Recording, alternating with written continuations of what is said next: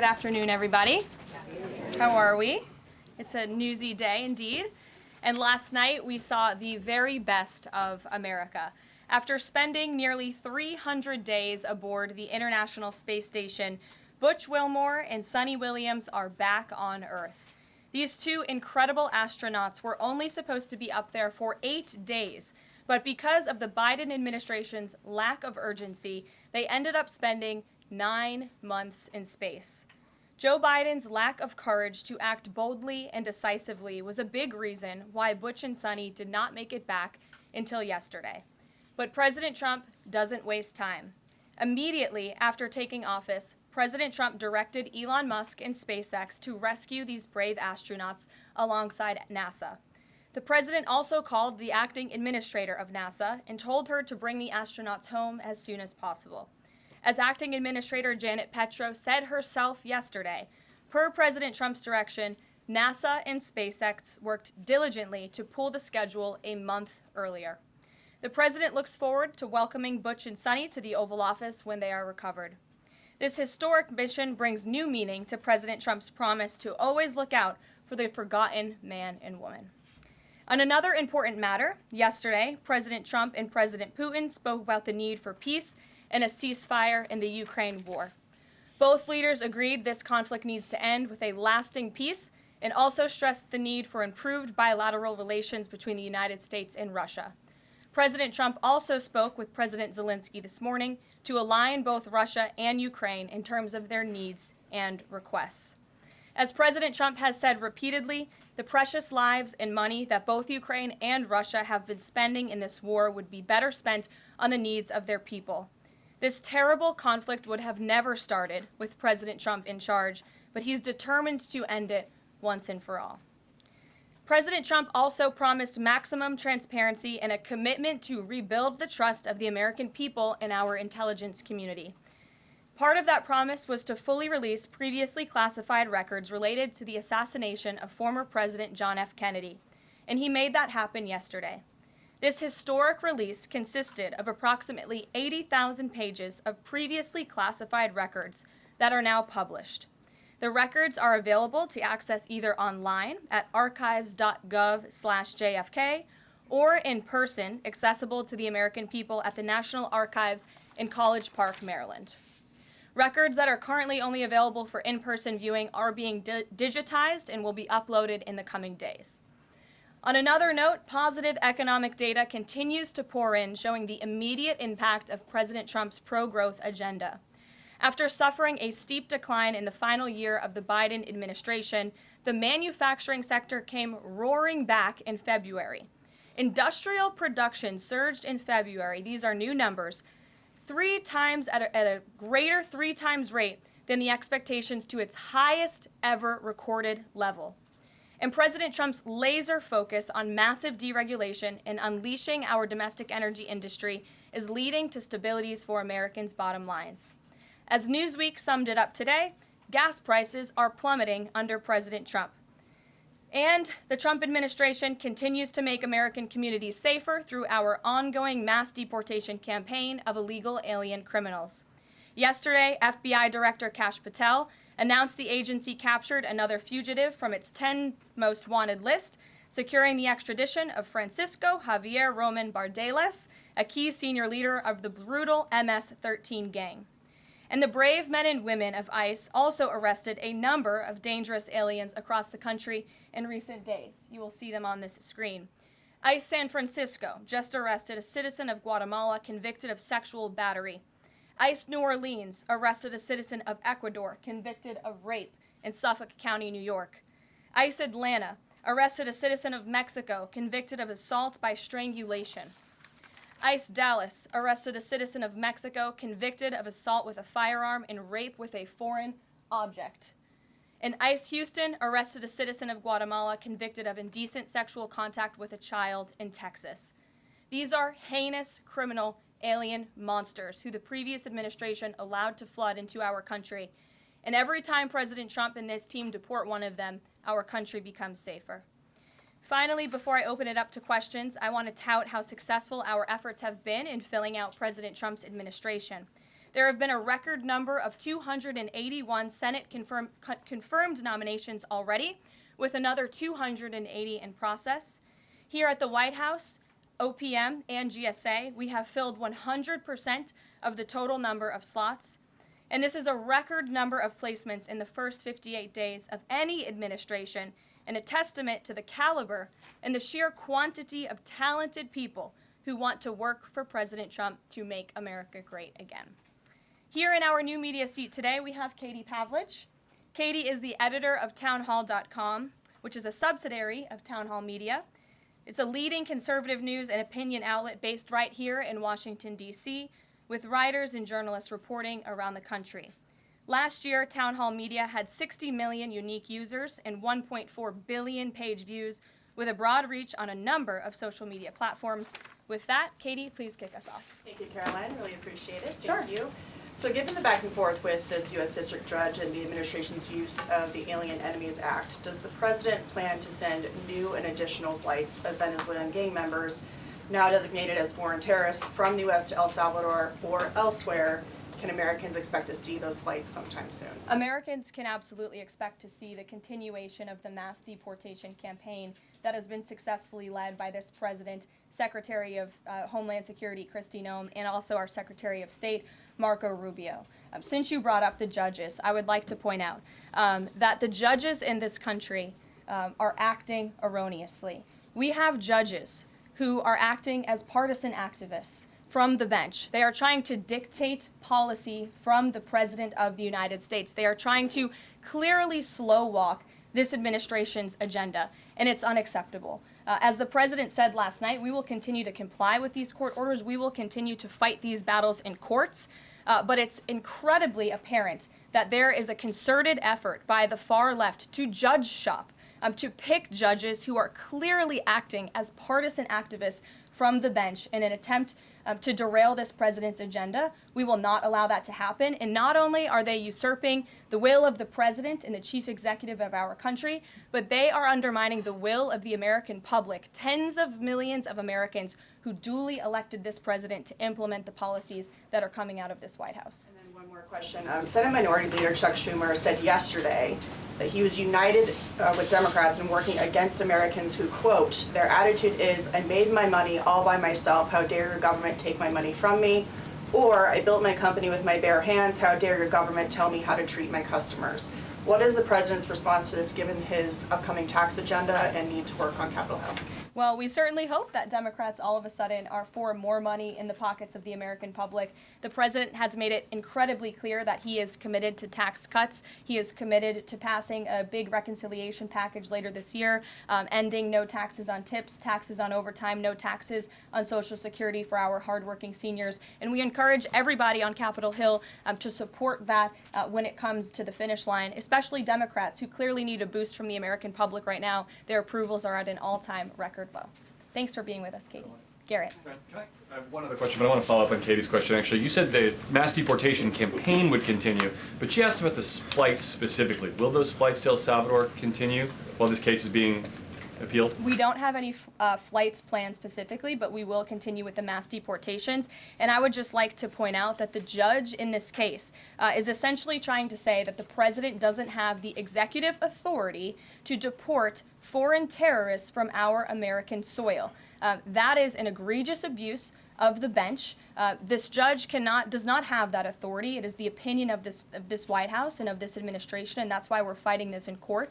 And it's very, very clear that this is an activist judge who is trying to usurp the president's authority. Under the Alien Enemies Act, the president has this power, and that's why this deportation campaign has continued. And this judge, Judge Boasberg, is a Democrat activist.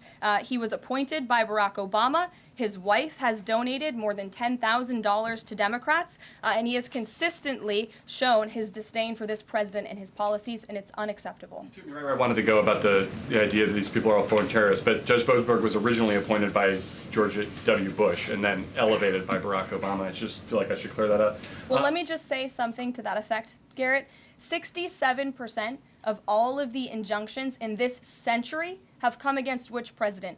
Donald J. Trump. Let me say that again. 60% of the injunctions by partisan activists in the judicial branch have come against President Donald Trump, and 92% of those have been from Democrat-appointed judges. This is a clear, concerted effort by leftists who don't like this president and are trying to impose or slow down his agenda. So, given that, do you think it's a good use of Congress's time and the president's political capital to try to impeach and remove a federal judge, which would take 67 votes you're unlikely to get in the Senate?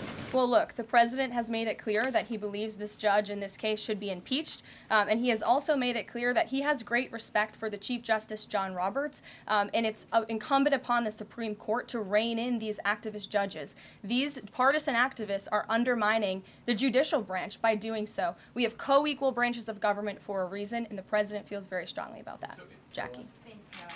What options does the president have to, he says he's going to follow court orders. He wouldn't defy a court order, but he's raised these concerns about these judges acting in such a partisan way. What option does he have to ensure that his agenda continues to move forward while this is ongoing and the judges appear to be trying to just block and delay and impede? Well, you're right. They are trying to block, delay, and impede. This is lawfare. The president is no stranger to it. He faced it in his campaign, and this is a continuation of the lawfare that President Trump faced as a candidate, and he's now unfortunately facing as a president. Clearly, these partisan activists in the judicial branch didn't get the memo on November 5th when the American people overwhelmingly re-elected this president to continue with mass deportations. So White House counsel and the Department of Justice are working on this. They're appealing these cases, and we will continue to use the full weight of the White House counsel's office and the president's team of lawyers to fight this in court, because we know we will win, even if we have to go all the way to the Supreme Court. One more on TDA. Andy McCarthy said in an interview with Hugh Hewitt, he certainly agrees with what the president is trying to do with the Alien Enemies Act, but he's not sure that the law is completely on his side. He cites some previous Supreme Court rulings dealing with enemy combatants in wartime, says that even they have a challenge or a right to challenge their detention in court. He raised concern also that while TDA has been designated as a terrorist organization, these individuals hadn't been prosecuted for terrorism. So my question is, will the president ask Congress potentially to declare war on these cartels for the invasion that he's talked about so that he's on stronger legal footing? Well, we absolutely disagree with the legal opinion of the individual that you mentioned. We would not have moved forward with this if we didn't believe the president, this was within the president's executive authority to continue with this mass deportation effort under the authority provided to him under the Alien Enemies Act. And when you read the act, as I did last time at the podium, a predatory incursion is absolutely what has happened with Tren de Aragua. They have been sent here by the hostile Maduro regime in Venezuela, and the president, immediately upon taking office, designated TDA as a foreign terrorist organization. And under this act, it is within the president's authority to deport these terrorists. And anybody trying to defend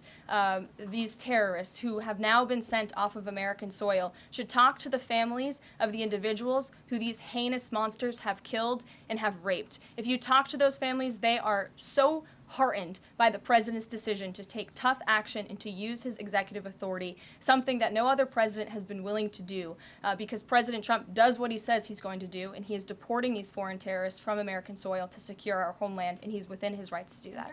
Jennifer. Very quickly on Tesla, there's a website that's trying to dox Tesla owners across the country and saying they're only going to take down personal information when people show that they've sold their cars. What's the administration going to do about that? I haven't seen that website, but we certainly think it's despicable, the violence that has taken place against Tesla, the company, its employees, and also just Americans who have chosen to drive an electric vehicle. Many of them are Democrats, by the way. Democrats were big supporters of Tesla and of electric vehicles until Elon Musk decided to vote for Donald Trump. So we would like Democrats to also come out and condemn this heinous violence that we have seen, and I believe the Attorney General has said she's investigating these incidents as acts of domestic terrorism. Jennifer. On Ukraine, can you say, is the White House going to pause foreign military aid or intelligence sharing with Ukraine, as Russia says it's pushing for, and then have a follow-up on the Federal Trade Commission? Sure. When it comes to Ukraine, I do have a statement for you from the National Security Advisor and also the Secretary of State. First, I'd like to reiterate what the President said earlier following his call with President Zelensky this morning. He said he just completed a very good telephone call with President Zelensky. It lasted approximately 1 hour. Much of the discussion was based on the call made yesterday with President Putin in order to align both Russia and Ukraine in terms of their requests and needs. We are very much on track, and I will ask Secretary of State Marco Rubio and Mike Waltz to give an accurate description of the points discussed. That statement will be put out shortly. Well, I have that statement for you right here. Bear with me as I read it. Today, President Trump and Ukraine's President Volodymyr Zelensky had a fantastic phone conversation. President Zelensky thanked President Trump for a productive start for the work of the Ukrainian and American teams in Jeddah on March 11th. The meeting of the senior officials from both nations significantly helped in moving toward ending the war. President Zelensky thanked President Trump for the support of the United States, especially the Javelin missiles that President Trump was first to provide in his efforts towards peace. The leaders agreed Ukraine and America will continue working together to bring about a real end to the war, and that lasting peace under President Trump's leadership can be achieved. President Trump fully briefed President Zelensky on his conversation with Putin and the key issues discussed. They reviewed the situation in Kursk and agreed to share information closely between their defense staffs as the battlefield situation evolved. President Zelensky asked for additional air defense systems to protect his civilians, particularly Patriot missile systems, and President Trump agreed to work with him to find what was available, particularly in Europe. The two leaders also agreed on a partial ceasefire against energy. Technical teams will meet in Saudi Arabia in the coming days to discuss broadening the ceasefire to the Black Sea on the way to a full ceasefire. They agreed this could be the first step toward the full end of the war and ensuring security. President Zelensky was grateful for the president's leadership in this effort and reiterated his willingness to adopt a full ceasefire. President Trump also discussed Ukraine's electrical supply and nuclear power plants. He said that the United States could be very helpful in running those plants with its electricity and utility expertise.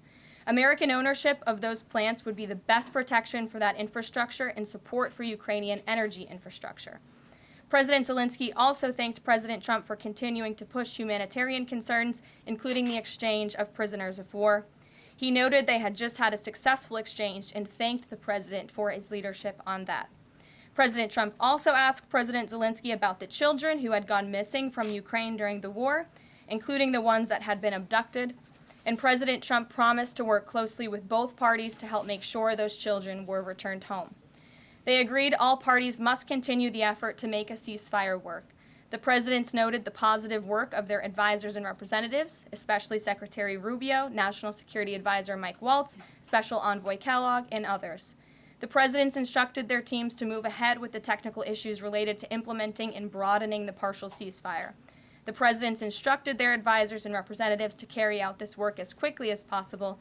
The presidents emphasized that in further meetings, the teams can agree on all necessary aspects of advancing toward lasting peace and security. That is a lengthy statement that was just given to me, so thanks for bearing with me. Our office will, of course, provide this after. And as you know, as I just pointed out in the statement, the president's team of negotiators and national security experts will be heading to Saudi again later this week to continue working on and ironing out the details. But I would just like to emphasize we have never been this close to peace, and it's only because of President Trump that we are here. I think a couple of years ago, as you all reported on the war, it was incomprehensible to have a partial ceasefire in this conflict. And today, that is true because of the leadership of this president. So they agreed to closely share information between their defense staffs. Does that mean all intelligence sharing will continue? So the White House is rejecting Russia's request to pause. Intelligence sharing in terms of defense for Ukraine will continue to be shared. Mary. Thanks, Caroline. I have two questions. One on the United States Institute of Peace and then on the Supreme Court, if that's okay. Sure. So on the United States Institute of Peace, this is a little bit wild. I understand the old president refused to leave after he was removed from his position. He barricaded himself in his offices, had to be escorted out by police, left the building without Wi-Fi, telephones, elevators, and more, and is now telling media that Doge broke in and illegally removed him. So can you comment on this sequence of events and specify, did Doge illegally enter? I'm really glad you brought this up, Mary. We were made aware of this story by individuals at Doge, at Elon Musk's team, and also at the State Department who were unable to access this building. And it became very clear that there was a concerted effort amongst the rogue bureaucrats at the United States Institute of Peace to actually physically barricade themselves essentially inside of the building to prevent political appointees of this administration who work at the direction of the President of the United States to get into the building. There was a piece in the Daily Caller, thank you for sharing the truth on this, about what happened. Staff contacted the MPD in an attempt to prevent Doge personnel from entering. They barricaded the doors. They also disabled telephone lines, internet connections, and other IT infrastructure within the building. They distributed flyers internally, encouraging each other to basically prevent these individuals from accessing the building. I use this to say this is what Doge and this administration is facing. It's a resistance from bureaucrats who don't want to see change in this city. President Trump was elected on an overwhelming mandate to seek change and implement change, and this is unacceptable behavior. Thank you. And just really quick on the Supreme Court, I know it's been almost 3 years now since the leak of the draft Dobbs opinion to Politico, actually. A leak which sparked protesting outside the homes of the justices and even brought on one attempted assassination attempt. I know Justice Alito said that it made the justices targets for assassination, but yet the Supreme Court has not tracked down any leaker. Does the White House have interest in finding out who that leaker was, and can you comment on that at all? I know generally speaking the president has an interest in finding leakers and he believes it's unacceptable, and it's the position of this administration. You've seen the Secretary of Homeland Security has taken tough action at her agency. Leaking is unacceptable to this president and to the leaders across the board in this cabinet, especially when it puts people in harm's way. Sure. Thank you, Caroline. A mom whose daughter was forced to change in a locker room with a biological male at school filed a complaint with the DOJ. How will the Trump DOJ deal with violations of President Trump's orders protecting women and girls like this? I would defer you to the Department of Justice on that specific case, but the president has made it incredibly clear that it is the policy of this administration that there are only two genders, male and female, only two sexes rather, male and female, and that we are not going to tolerate such behavior by men pretending to be women. The president will continue to strongly stand for the rights of women and girls, not just in sports and on athletic fields, but also in private spaces like locker rooms and bathrooms. Sure. Go ahead. Thank you. On the FTC, 2 quick questions. Can you explain the president's thinking in his decision to fire the 2 Democratic commissioners, especially given that Mark Meadow is on track to be confirmed next week and there would be a Republican majority? My biggest question is why now? Sure. Because the time was right to let these people go, and the president absolutely has the authority to do it, and they were given ample notice in a letter that I believe your outlet reported on, so it pretty much explains exactly why this administration chose to let those individuals go. Is the ultimate goal to get this to the Supreme Court to try to overturn the 1935 precedent? The goal was to let these individuals go. If we have to fight it all the way to the Supreme Court, we certainly will. Rachel. Back to those deportation flights to El Salvador, can the administration provide any more details on how authorities determined that each of those men were in fact members of a gang? And if the White House can publish images, photos, videos of those men, why can't the administration just release basic information like their identities and names? We are not going to reveal operational details about a counterterrorism operation, but what I can assure you, as I said on Monday, we have the highest degree of confidence in our ICE agents and our Customs and Border Patrol agents who have committed their lives to targeting illegal criminals in our country, particularly foreign terrorists, and they had great evidence and indication.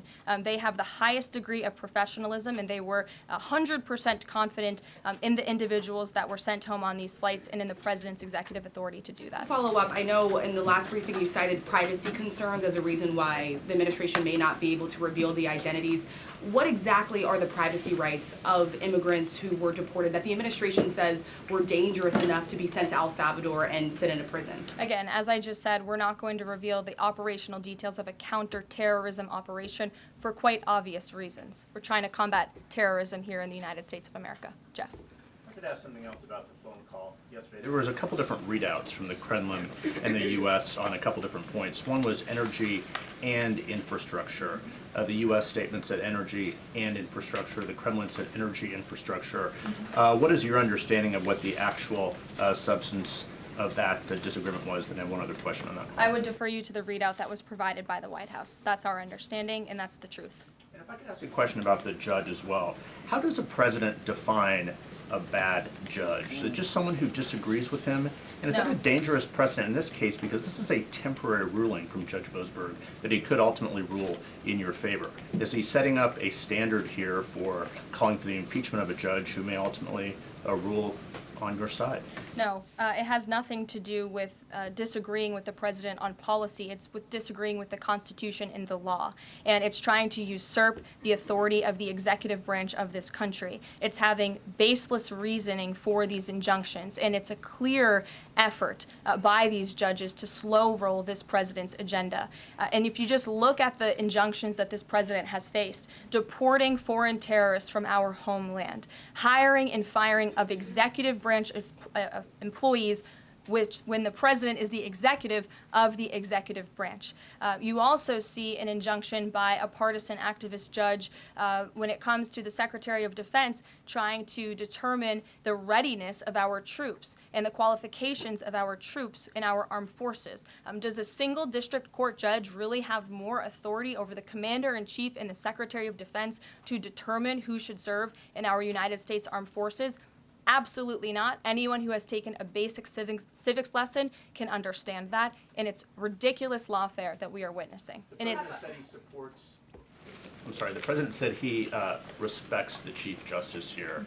Does he respect him specifically on this case and this opinion, or respects him overall? And has he spoken to any other Supreme Court justices? The president respects Chief Justice Roberts overall. He just expressed that to me in the Oval Office, but it's also quite clear that the Supreme Court needs to rein in these judges who are acting as partisan activists, and they are undermining the judicial branch, and it's a dereliction of duty on their behalf. Deanna, go ahead. Thank you so much, Caroline. On the call with Zelensky, did they discuss the minerals deal at all?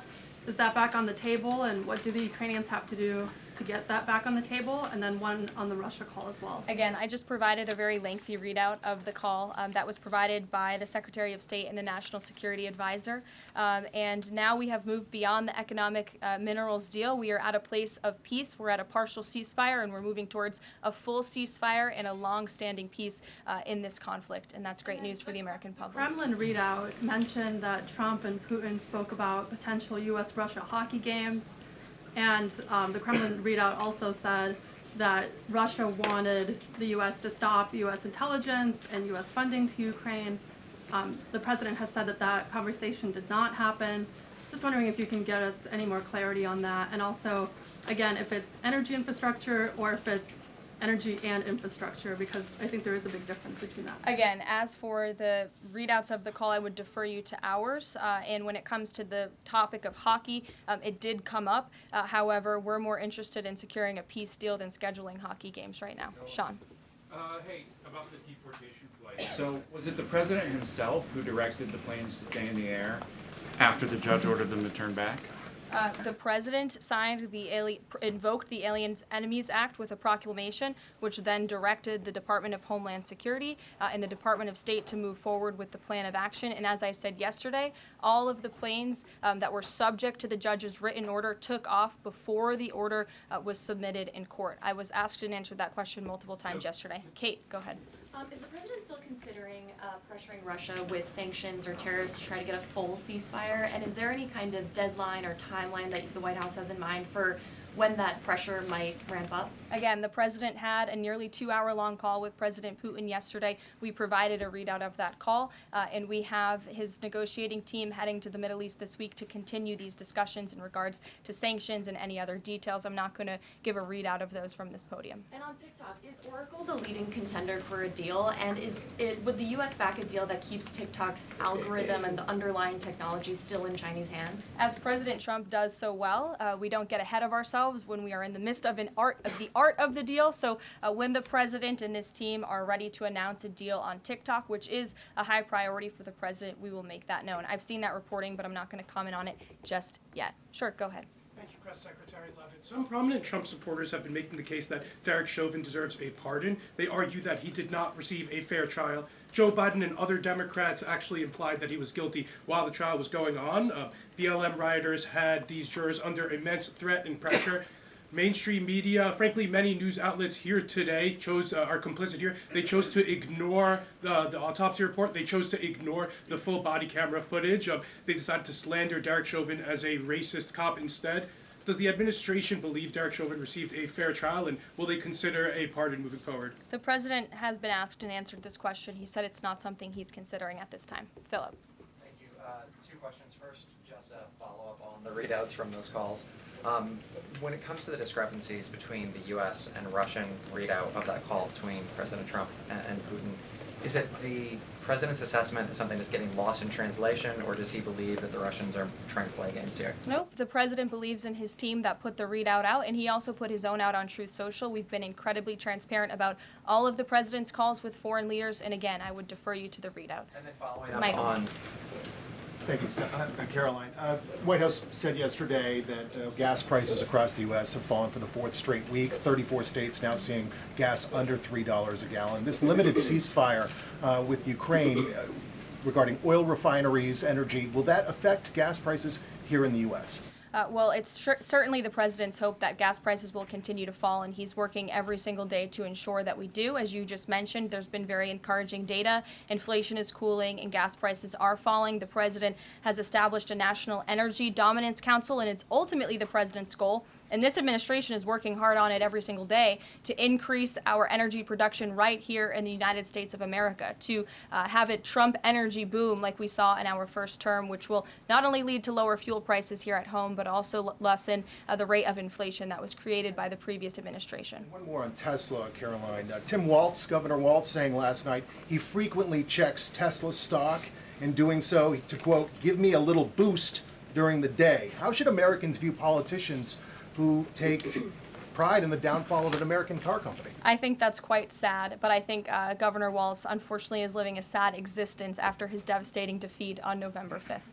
Reagan, go ahead. Thank you, Caroline. Across the country, Tesla cars are being lit on fire, dealerships are being shot up, Molotov cocktails are being used. There was a website posted yesterday that shared the addresses of private Tesla owners and reportedly had Kash Patel's information on it. AG Bondi has called this acts of domestic terrorism. Does the White House have any indication that this is some sort of coordinated movement, or that it's being funded by some outside group? And do you know if the investigation by the DOJ is being investigated as incidents of organized terror? I believe the Attorney General has made her comments clear on that. She is investigating these events as acts of domestic terrorism, and we fully condemn them. And as I said earlier to Jackie's question, we think it's despicable what is happening to not just this American company, but also their innocent employees. And again, innocent Americans who drive these vehicles. And we condemn it wholeheartedly. Sure. More than 24,000 workers in 18 agencies are in the process of being reinstated.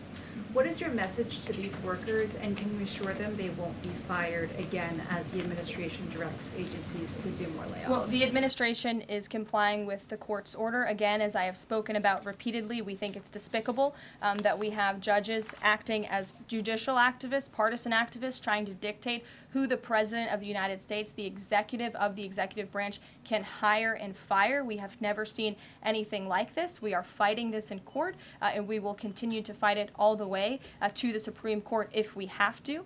And as for federal employees, it's been the very common sense position of this president and the administration that bureaucrats here in Washington, D.C. need to show up to the office just like the rest of America. Middle-class Americans, from doctors to business owners to teachers to law enforcement officers, have to show up to their offices every single day. And the president has made it a clear priority that people in this city have to do the same. And we are also continue to be committed to reducing the scale of our workforce and to reducing the size of our federal bureaucracy here in Washington, D.C. to save taxpayers money.